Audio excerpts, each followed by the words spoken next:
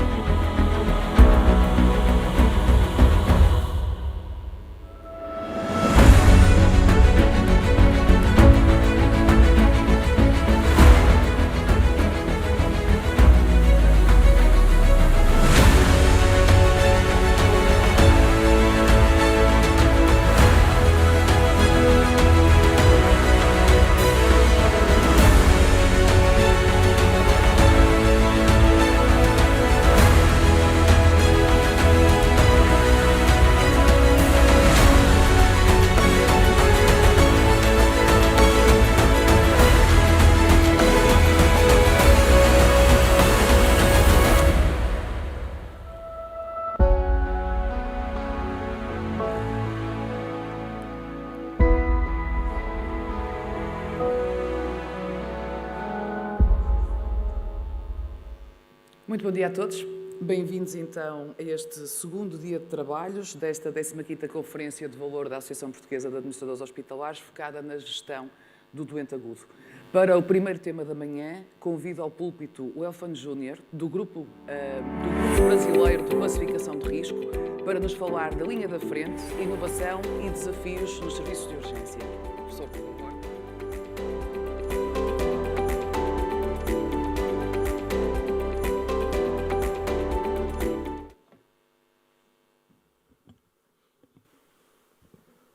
Bom dia a todos e todas. Queria agradecer muito ao Dr. Xavier pelo convite para estar aqui hoje. Também o meu amigo Paulo Freitas e reencontrar aqui o Dr. Antônio Marques. Há 20 anos atrás, eles tiveram o desafio de me ajudar a levar o protocolo de Manchester para o Brasil, mais ou menos 2007. E hoje é o sistema mais usado no país, né, vem sendo utilizado. Bom, eu vou falar para vocês um pouco, né, a partir dessas experiências da utilização de sistemas de classificação de risco, nós começamos a estudar uma série de problemas que vocês têm também na área de urgência e emergência. E, mais ou menos, em 2016, criamos um projeto nacional de melhoria de superlotação dentro do serviço de urgência do Brasil. Esse projeto teve um nome, ontem um profissional de Barcelona apresentou um case lá no Brasil, se chamou Lean nas Emergências. Se chama até hoje. É um projeto que perpassou vários políticos, digamos assim. Ele continua até hoje. Já são mais de 300 hospitais. Então, vou mostrar para vocês um pouco dessa experiência, o que gerou a criação de uma metodologia de intervenção. Hoje, a gente tem uma metodologia oficial de intervenção dentro desses hospitais. A primeira frase, eu sempre começo na questão da urgência com a frase do Mencken, que é um jornalista, um polemista, né, norte-americano, que nós tínhamos a ilusão, até alguns anos atrás, de que íamos achar uma bala de prata para resolver o problema das emergências. E, na verdade, a gente percebeu com o tempo que é muito mais complexo do que a gente esperava no início, né? O fato é que, hoje, os sistemas de urgência, eles, na verdade, existe uma crise mundial que é expressada exatamente por problemas de superlotação nas emergências. Em todos os países, praticamente, nós temos esse problema. Isso aqui é um slide que eu montei antes da Covid. Nós já tínhamos uma série de problemas em vários locais do mundo, e nós já estávamos fazendo esse projeto no país, e com o advento da Covid, posteriormente, houve uma piora, né, principalmente nos Estados Unidos, em vários locais começaram a relatar, e que também fez com que a gente repensasse uma série dessas estratégias, que eu vou mostrar para vocês como é que a gente tem pensado. No Brasil não é diferente, né? No Brasil, normalmente tem a Rede Globo, que é uma TV muito conhecida, ela de manhã todos os dias da manhã apresentava um quadro de superlotação de algum serviço em algum local do país, né? Então, isso era muito midiático. Interessantemente, hoje a gente não tem isso mais. Isso melhorou bastante, apesar da gente ainda continuar tendo problema. E isso tem sido... na verdade, existem várias publicações acontecendo no mundo no sentido de discutir a superlotação como um sintoma do sistema de saúde. Ou seja, esse é um artigo que saiu agora, recente, que é um canário, né? Seria o canário do sistema de saúde, o canário das minas, né? Que vai para onde tem oxigênio e onde não tem. E hoje nós consideramos que a superlotação é um sintoma de problemas, e vocês estavam discutindo isso aqui ontem, né? Mas a gente hoje tem algumas certezas que não tinha anteriormente. O fato é que a superlotação ela é problemática porque ela mata, né? Existe uma associação hoje muito clara para a gente, pacientes que ficam internados no pronto-socorro têm um desfecho, uma chance de desfecho pior do que os pacientes que conseguem acessar os leitos de forma mais rápida. Então, esse talvez seja um dos grandes problemas dos sistemas atuais. Mas o que nós sabemos hoje é que, e a gente tem colocado, que isso é uma doença de fluxos, né, de fluxos hospitalares. Ela tem um problema do sistema, mas 60% a 70% dos casos você consegue resolver dentro da própria instituição, mudando uma série de fluxos dentro dessas instituições. Esse quadro clássico, que mostra os fluxos dentro do pronto-socorro, a gente divide em 3 momentos. O processo de entrada, né, que trabalhamos bem aí com sistemas de triagem e que precisamos, de uma certa forma, entender, né? Você, com o sistema de triagem, por exemplo, de Manchester, você entende que perfil de paciente está chegando. Mas nós precisamos saber uma série de coisas. Qual o horário que essas pessoas vão, que dia da semana, existe sazonalidade, ou seja, tem uma série de características da demanda que nós precisamos conhecer dentro do nosso serviço. Depois que o paciente entra no serviço, ele passa, a gente fala que a passagem do paciente no sentido de existir uma tomada de decisão. Essa tomada de decisão vai depender de uma série de coisas. Se eu vou precisar fazer exame, se eu vou precisar de uma segunda opinião, ou se eu não vou precisar de nada e vou tomar a decisão só clínica. Esse processo, ele termina com a decisão médica. O médico tomou a decisão do que esse paciente vai fazer. E quando esse paciente precisa continuar o tratamento dentro do hospital, a gente chama que é o processo de saída. Se vocês observarem, o que está acontecendo hoje é que, principalmente, a saída é a principal causa de superlotação, né? Hoje nós vamos dividir os problemas, do ponto de vista didático, em dois modelos de diagnóstico, tá? Mas já existe metodologia para trabalhar com fluxo, né? Essa aqui é a metodologia que a gente tem mais usado, que existe uma metodologia do IHI, mas a gente usa mais desse Studer Group, na prática. Ou seja, a primeira coisa, como eu falei para vocês, eu preciso conhecer a minha demanda e a minha capacidade. Isso é mensurável, são dados. A gente trabalha com dados no sentido de conhecer. Ou seja, fazemos um diagnóstico e isso a partir dali você já faz alguns ajustes. A previsão da demanda, que é essa variação sazonal, né, e em cima de fatores que normalmente nós não controlamos muito. Mas uma coisa, se você fizer tudo isso, tudo estiver funcionando muito bem, mesmo assim o teu fluxo não vai funcionar se você não vigiá-lo diariamente, né? A tendência de se utilizar hoje centrais de comando, command centers, né, são nesse sentido de vigiar o fluxo constantemente, porque existe uma coisa que a gente chama de variabilidade. Essa variabilidade, nós usamos hoje a classificação da natural e a artificial, mas a variabilidade natural é a previsível, que nós trabalhamos com teorias de filas, Lean, né, vocês viram, uma série de estratégias que vêm da própria indústria, mas a artificial é gestão, é não permitir que certas coisas aconteçam no sistema, e vocês vão ver que isso impacta profundamente nos fluxos dos pacientes. Bom, a primeira coisa, então, é como diagnosticar o problema, a demanda e a capacidade. A partir desse diagnóstico, hoje, isso vai virar uma legislação, eu participo da Câmara Técnica do Ministério, que está revendo a política, nós vamos trabalhar com 3 conceitos em cima de fluxo. Uma é o que nós chamamos de serviço de urgência saturado. Esse que existem discussões, é saturado, é congesto, ou seja, essa discussão sobre como vai ser a nomenclatura, que são problemas de demanda, em relação à demanda e à capacidade. Muito volume e dificuldade de passagem por processos, às vezes, internos. Esse tipo de pronto-socorro, vocês vão ver, de tipo de problema, o tratamento é um. Tá? Quando eu tenho superlotado, eu tenho principalmente um problema de saída, que é, aqui eu preciso trabalhar o hospital como um todo. Não adianta eu trabalhar só o serviço de urgência. E, muitas vezes, eu tenho os 2 problemas. Né? Então, para a gente saber como intervir, nós precisamos conhecer e ter esse diagnóstico. Aqui, por quê? Porque as ferramentas são diferentes. Tá? Não adianta, por exemplo, para superlotação, eu colocar um sistema tipo um fast track. O fast track não funciona para superlotação, ele funciona muito bem para saturação.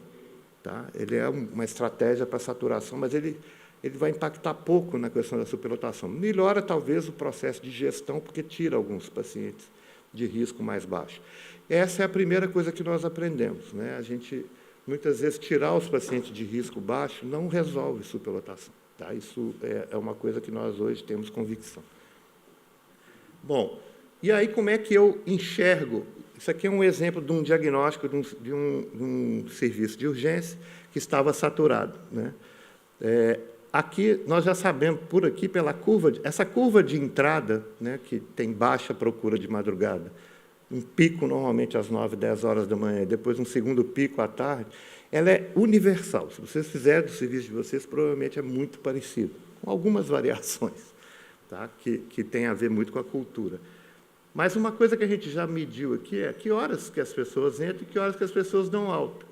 Dentro do pronto-socorro. Aqui já tem toda vez que eu tenho uma distância entre essas 2 curvas, já sei onde que estão formando as filas e já sei que é um problema de passagem. Ele tem um problema de passagem aqui. Tá? Mas eu vou medir uma série de coisas exatamente para entender se esse, por exemplo, se esse pronto-socorro, se esse serviço de urgência tem também dificuldade de sair. Tá? Então, no final, a gente eu vi ontem o professor colocando um mapa de fluxo para entender onde que eu tenho desperdícios. Aqui, por exemplo, tem um problema no laboratório desse pronto-socorro. Então, conhecendo estes problemas, você vai prescrever o tratamento. Tá? Bom, e qual é o tratamento para o serviço de urgência saturado? É acelerar o fluxo do próprio pronto-socorro. Tá? Então, deixa eu voltar. Que é um pouco o quê? Eu tenho entrada de muitos pacientes, então eu preciso separar fluxos. Eu não posso competir pelos mesmos recursos. Seja criando sistemas de fluxo mais rápido, tipo um fast track, os americanos chamam, ou os ingleses chamam de outra coisa, diversionando, fazendo triagem avançada, existem estratégias, alguns hospitais que fazem isso. Mas, quando eu tenho processo de passagem, é onde eu vou usar, por exemplo, o Lean, em processos de teoria de restrições, gestores de fluxo, ou seja, são uma série de estratégias desenhadas e que você vai utilizar nesse tipo de problema. Já na superlotação, é diferente.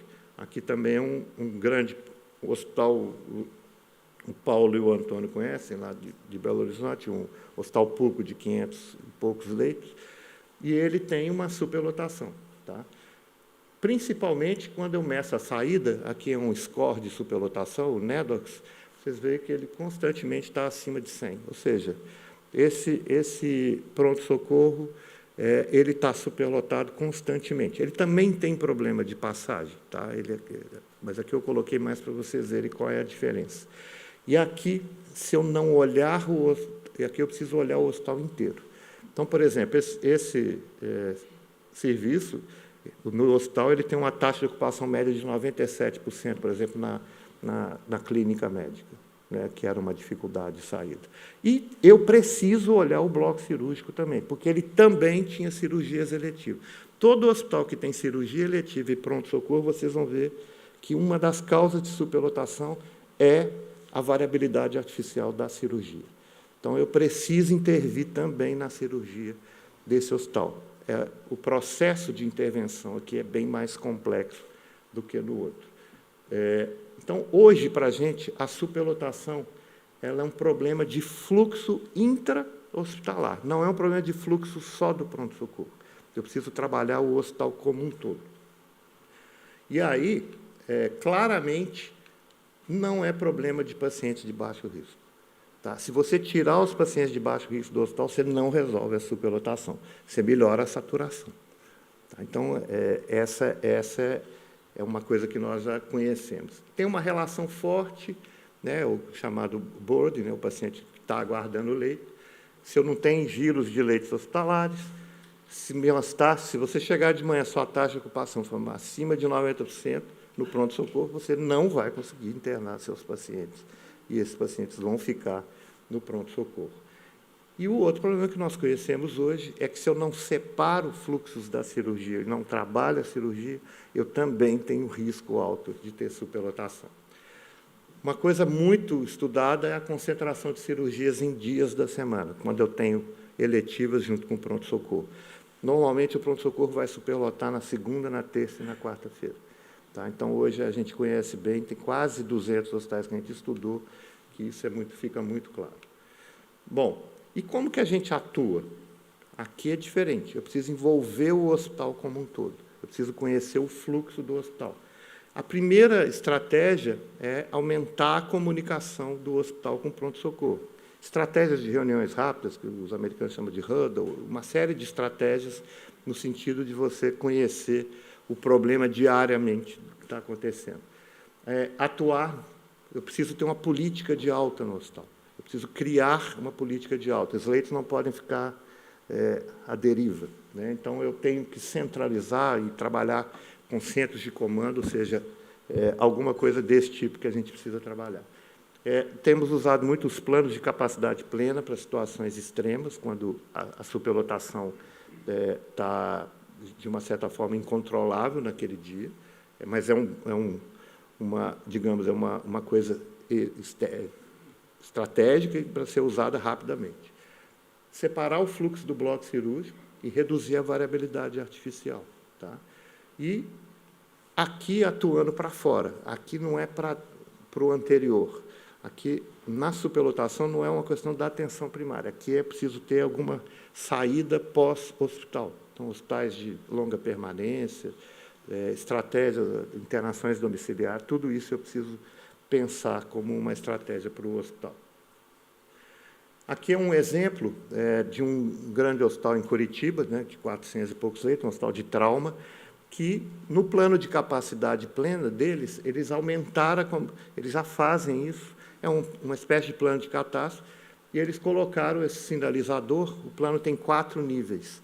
Quando o pronto-socorro de manhã chega, e eles definiram o que seria isso, ele está vermelho, todo o hospital, em todos os setores do hospital, acende a lâmpadazinha vermelha, e as pessoas puxam, os setores puxam um cartão de ação e eles têm que atuar junto com o pronto-socorro. Ou seja, não é o pronto-socorro que vai resolver o problema, é o hospital como um todo. Né?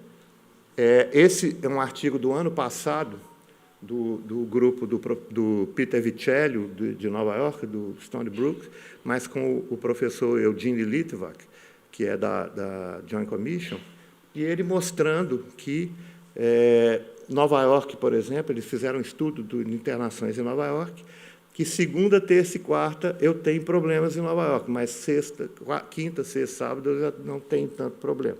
Tá? E, nesse artigo, ele fala uma coisa muito interessante, que é isso aqui. Ó. Se eu pegar um hospital de 500 leitos, eu tenho que ter mais 103 leitos na segunda-feira, e sexta eu posso tirar 160 leitos. Isso é o exemplo da variabilidade artificial. Então, a superlotação nos pronto-socorros de Nova York tem uma relação direta com essa variabilidade, porque são hospitais que fazem cirurgias eletivas e fazem também atendimento de emergência. Por causa de todas essas, a gente montou um projeto nacional. Na época, eu tinha feito uma intervenção no Hospital do Rio Grande do Sul, que era do Ministério, e fui convidado para montar um plano. Fizemos através do Hospital Sírio-Libanês, de São Paulo, não ajuda, no início para 6 hospitais, foi aumentando. Hoje nós somos quase 300 hospitais, que se chamou Lean nas emergências. Não é bem, a gente não usa só o Lean foi o nome, tá? Mas uma série de outras estratégias. E esse projeto, ele ainda está ele continua, ele é feito por ciclos de hospitais que o Ministério da Saúde coloca. Tá? Esse aqui foi até o ciclo 4, mas só para vocês terem uma ideia, quase todos os hospitais têm algum tipo de resultado. A gente praticamente conseguiu resultado em quase todos.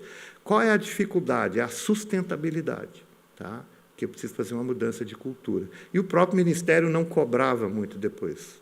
À medida em que o projeto saía, o hospital, às vezes, volta ao ciclo anterior, mas quase todos com resultados muito interessantes. E que isso se expressa muito, desde hospitais grandes, como a Santa Casa de São Paulo, né, esse hospital que eu citei para vocês, Trabalhador, esse é um hospital em quase todas as regiões do país, a gente tem conseguido. Isso deu muito impacto de notícias positivas para o Ministério na época, tanto que eu sempre brinco que, independente dos políticos que estão hoje, eles gostam do projeto. Tá? Então, por exemplo, a Folha de São Paulo, que é o maior jornal do Brasil, ela fez duas grandes reportagens sobre o projeto, exatamente colocando como que os hospitais têm conseguido tirar pacientes que ficam internados, né? E isso no país inteiro, né? Esse aqui é um hospital do Maranhão, um hospital muito com uma dificuldade muito grande de estrutura, mas mesmo assim, né, eles tiveram uma visita até do governo do Haiti para ver como é que eles estavam trabalhando. Isso foi tão potente que o Tribunal de Contas, a gente começou a trabalhar com eles exatamente nessa ideia da sustentabilidade, ou seja, o governo dá, mas eu preciso que seja sustentável. Então, o tribunal criou um projeto que chama-se Eficiência na Saúde, né, a partir de um diagnóstico do Banco Mundial. E, desde 2018, eu venho trabalhando com eles no sentido de preparação, exatamente na lógica de... eles hoje conseguem olhar e ver a operação dos hospitais. Antes, eles só olhavam a parte financeira. Hoje, eles estão medindo também a capacidade operacional desses hospitais. Então, hoje, em resumo, o que a gente faz é ter uma metodologia em comum.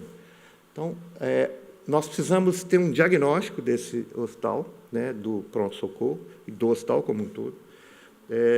A gente faz uma capacitação para a equipe que vai intervir do próprio hospital. O hospital ele passa a ter uma equipe que tem uma visão de fluxo, usa uma série de estratégias, aí depende do problema, né? Se eu tiver um problema de saturação, eu vou trabalhar de uma forma, superlotação, se eu tiver os dois, eu tenho que trabalhar como um todo. Um monitoramento constante do fluxo, mas o mais importante é mudar a cultura do hospital, né? E são intervenções temporais, naturalmente, mas hoje a gente avança para tentar sustentar isso com o tempo. Isso aqui é um pouco o exemplo, né? Vocês estão vendo aqui, o diagnóstico, a capacitação da equipe e depois o processo de monitoramento. O site do Lean nas Emergências ele está em manutenção, ele estava mudando, mas quem quiser conhecer é leannasemergências.com.br, né, que ele tem uma série desses monitoramentos constantes aí dos hospitais. Então, essa frase do Drucker, né, é possível trabalhar com isso. É possível trabalhar com esse tipo de metodologia. Obviamente que não é uma única estratégia, são estratégias múltiplas e que elas têm impactado. Nós vamos fazer uma publicação agora, vai ser o maior case do mundo hoje. O Brasil tem muitos hospitais.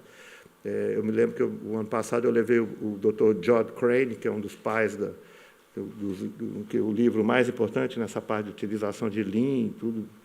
E ele ficou muito impressionado com o tamanho. Ele falou, você tem que publicar, porque é um case muito grande, né? São com algumas evidências já para a gente. Então, é isso. E fica, quem quiser alguma coisa, perguntar alguma coisa, ficamos aí.